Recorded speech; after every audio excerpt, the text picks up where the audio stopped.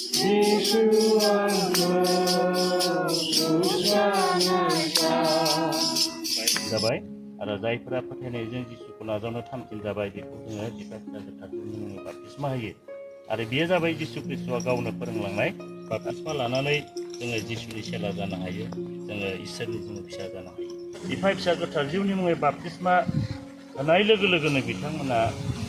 इसोरनि फिसाफोर जाबाय जाबाय बिसोरो संसारनि नंबावलिया आरो बिसोरनि जि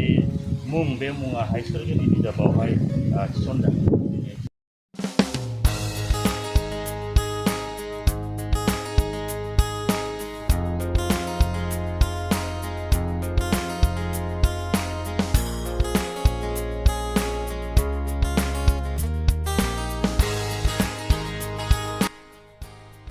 बे सावगारियाव नोंथांमोना बड'लेण्ड बेप्टिस्ट चार्च एस'सिएशन बाक्सानि सिङाव थानाय एडेनबारि बाप्टिस्ट मण्डली मुसलपुराव बाप्तिस्मा प्रग्रामनि हाबाफारि लानायखौ नुनाय जादों। बेयाव गोदानै इसोरखौ नाजावनाय सुबुंखौ बाप्तिस्मा होनाय जादों। बे हाबाफारिखौ दैदेनदोंमोन जोंनिनो बड'लेण्ड बेप्टिस्ट चार्च एस'सिएशननि